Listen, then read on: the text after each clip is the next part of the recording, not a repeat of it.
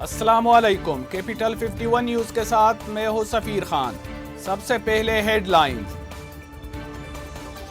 वज़ीर आज़म इमरान खान ने कहा है कि यौम दिफा पर शुहदा और गाजियों को सलाम पेश करते हैं। दुश्मन ने कभी भी पुरअमन बकाए बाहमी का मुजाहरा नहीं किया। बदकिस्मती से माजी में भारत अफगान सरजमीन पाकिस्तान के खिलाफ इस्तेमाल करता रहा। अक़वाम आलम को इस जारहाना रवैये पर हिंदुस्तान को जिम्मेदार ठहराना चाहिए। मुसल्लह अफ़वाज दिफा वतन की न सिर्फ भरपूर सलाहियत रखती है बल्कि जरहियत से निमटने के लिए हम वक्त तैयार है।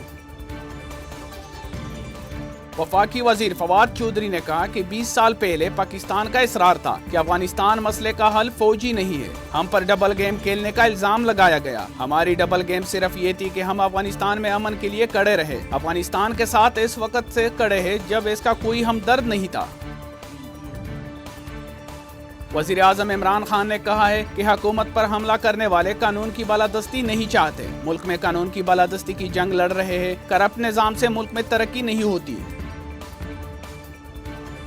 नूर मुकद्दम कत्ल केस में अहम पेशरफ्त हुई। डिस्ट्रिक्ट एंड सेशन कोर्ट में चालान पेश कर दिया गया। पेशी से कबल मुलजिमा असमत आदम जी मीडिया नुमाइंदगान पर बरस पड़ी। वीडियो बनाने पर सहाफी का मोबाइल छीन लिया।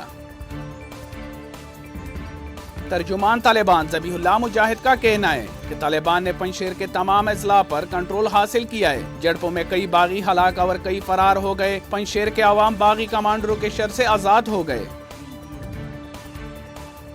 अफगान तालिबान के तर्जुमान ज़बीहुल्लाह मुजाहिद का कहना है कि हम चाहते हैं दूसरे मुल्कों के साथ इक्तिसादी मंसूबों में शराकत दार बने। ज़बीहुल्लाह मुजाहिद का मजीद कहना था कि अफगान सरजमीन सी पैक के लिए दस्तयाब है।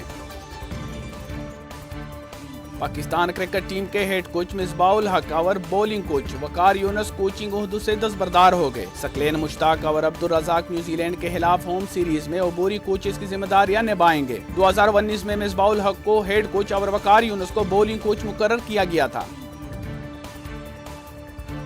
सऊदी अरब में कोरोना वैक्सीन की तीसरी खुराक देने का प्रोग्राम बनाया गया। इस हवाले से तर्जुमान वजारत सेहत का कहना था कि मुल्क में इंतहाई महदूद पैमाने पर कोरोना वैक्सीन का तीसरा खुराक लगाया जाएगा। उन्होंने प्रेस ब्रीफिंग में मजीद कहा कि ये खुराक इन लोगों को लगाई जाएगी जिनका मुदाफ़अती निज़ाम कमज़ोर हो।